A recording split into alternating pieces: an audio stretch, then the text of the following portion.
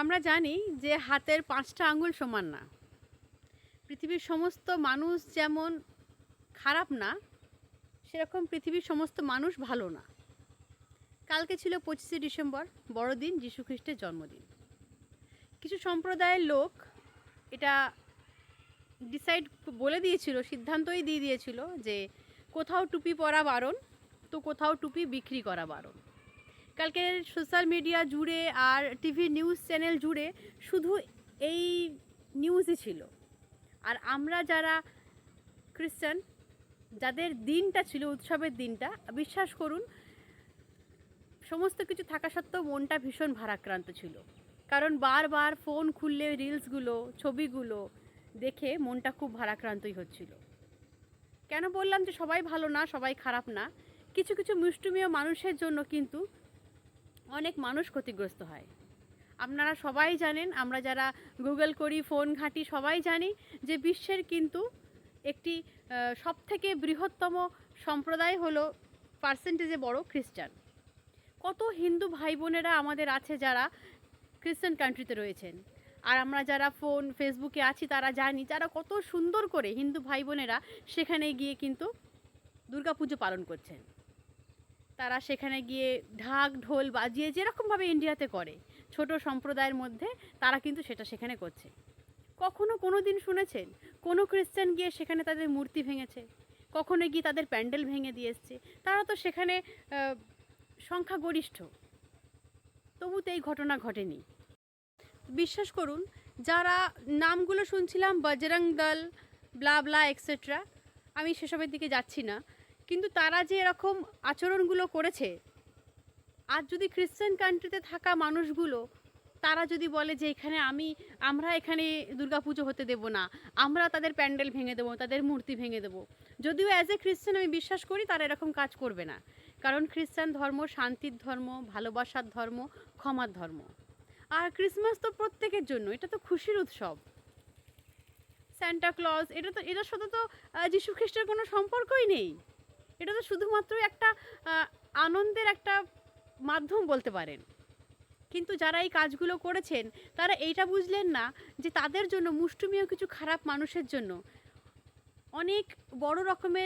অনেক বড় সম্প্রদায়ের মানুষের মধ্যে এই ঘৃণাটা ছড়িয়ে পড়তে পারে। এর থেকে অনেক ক্ষতিগ্রস্ত হতে পারে মানুষ। যেখানে যেখানে কালকে ছত্তিশগড়, আরও ভোপাল, গুজরাট, সমস্ত জায়গায় এই কাজ। চার্চের সামনে দাঁড়িয়ে তারা কিছু ইউথ হনুমান চালিসা পড়ছেন। কেন চার্চের গেটের সামনে দাঁড়িয়ে? কেন? বাড়ি আছে তো, মন্দির আছে তো, সেখানেও তো পড়া যায়। ধর্মান্তকরণের নাম দিয়ে, মিথ্যে বদনাম দিয়ে, যদিও সেটা প্রমাণ হয়নি। কিন্তু এইখানে দাঁড়িয়ে আমি ভীষণ গর্বিত যে আমাদের পশ্চিমবঙ্গে আমাদের মুখ্যমন্ত্রী মাননীয়া মমতা বন্দ্যোপাধ্যায়, তিনি কিন্তু রাত 12টায় চার্চে গেছিলেন। তিনি আগের দিন কার্নিভালের উদ্বোধনও করেছিলেন। আমরা সত্যি কলকাতায় যারা আছি বা ওয়েস্ট বেঙ্গলে যারা আছি, আমরা খুব শান্তিতে বড়দিন পালন করেছি। কিন্তু কিছু এই মুষ্টিমেয় খারাপ মানুষের জন্য সত্যি কথা সারাটা দিন ভীষণ বিষণ্ণতায় কাটিয়েছি। তো সেখানে আমি আমাদের প্রধানমন্ত্রী দেশের, তাকেও দেখেছি, তিনিও চার্চে গেছিলেন।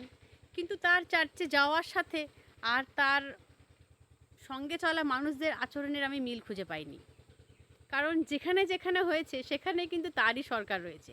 যদিও আমি এই বাকবিতণ্ডায় যাচ্ছি না, কিন্তু আমি একটা কথা বলতে চাই যে কেউ কখনো কোনো দিন দেখেছেন কোনো খ্রিস্টান কোনো মন্দিরে গিয়ে আক্রমণ করেছে, কোনো মসজিদে গিয়ে আক্রমণ করেছে, বা কোনো প্রতিমা ভেঙে দিয়েছে? তাহলে কেন এই শান্তিপ্রিয় জাতিটার উপরে অত্যাচার কেন?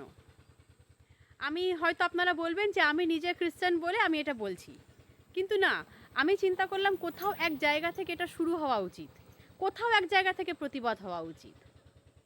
আজকে যেটা বটবৃক্ষ, কাল কিন্তু সে একটা ক্ষুদ্র বীজ ছিল, তারপর থেকে চারা গাছ হয়েছে, তারপর থেকে বটবৃক্ষ হয়েছে। তো আজকে খ্রিস্টানদের উপরে হচ্ছে, কালকে মুসলিমদের উপরে হচ্ছে, পরশু জৈনদের উপরে হবে, এরকম তো বাড়তেই থাকবে। কেন আমরা আমাদের দেশের সম্প্রীতি নষ্ট করব? আমাদের তো এটা সকলে মিলেমিশে চলার দেশ, সর্বধর্ম সমন্বয়ের দেশ। আসুন, এটা আমাদের প্রত্যেকের দায়িত্ব যে আমরা ছোট ছোট করে যে যার জায়গা থেকে যতটুকুনি সামর্থ্য সেইখান থেকে দাঁড়িয়ে প্রতিবাদ করি, যাতে আমাদের দেশ রক্ষা পায়, আমাদের আগামী জেনারেশন রক্ষা পায়, আর আমরা যাতে খুব শান্তিতে বাঁচতে পারি। কারণ এইটা যদি চলতে থাকে, এই ধারাবাহিকতাটা, আর আমরা যদি কেউ কখনো প্রতিবাদ না করি, বিশ্বাস করুন একটা এন্ড অফ দ্য টাইম গিয়ে আমরা প্রত্যেকে আফসোস করব যদি সেদিন প্রতিবাদ করতাম।